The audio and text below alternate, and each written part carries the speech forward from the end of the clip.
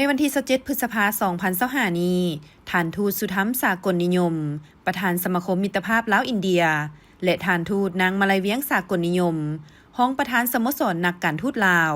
ได้มอบปึ้มจำนวน500หัวให้บรรดาห้องสมุดในนครหลวงวิจันทร์ซึ่งเป็นปึ้มที่สร้างแรงบันดาลใจให้ความรู้ในหลายๆด้าน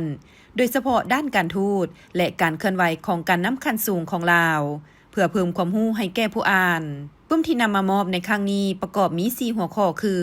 จดหมายถึงหลานเมื่อท่านเป็นนายกฉบับภาษาลาวและภาษาอังกฤษคู่มือปฏิบัติพิธีการทูตและกฎหมายสากลชายแดนรวมทั้งหมด500หัวเพื่อเป็นการประกอบส่วนเฮ็ดให้หอสมุดแห่งต่างๆอยู่ในนครหลวงวิจันทร์ได้มีปึ้มที่มีเนื้อหาสาระให้ประโยชน์ให้ความรู้แก่ผู้อ่าน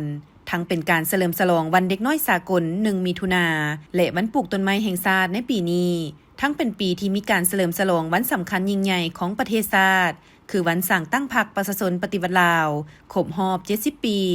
วันเกิดครบรอบ105ปีของประธานไกรสอนพรหมวิหารผู้นำที่แสนเคารพรักของปวงชนลาวทั้งชาติและวันชาติที่2ธันวาคมครบรอบ50ปีโอกาสนี้ท่านทูตสุธรรมสากลนิยม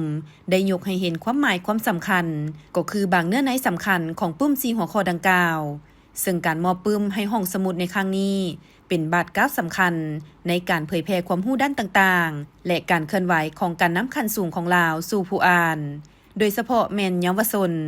เพราะการอ่านคือรากฐานสำคัญของการพัฒนาตนเองและการพัฒนาประเทศชาติทั้งเป็นการกระจายโอกาสให้แก่เยาวชน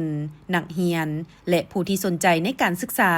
การพัฒนาตนเองและเป็นแสงสว่างในชีวิตให้ผู้ที่มีโอกาสได้อ่านปึ้มหัวดังกล่าวห้องสมุดที่ได้รับปึ้มในครั้งนี้จะเป็นขั้วเชื่อมต่อระหว่างความรู้ในปึ้มไปสู่ผู้อ่านเป็นแหล่งเรียนรู้ที่จะช่วยจุดประกายความคิดและสร้างแรงบันดาลใจให้กับผู้อ่านนำไปหมุนใส่เข้าในชีวิตประจำวัน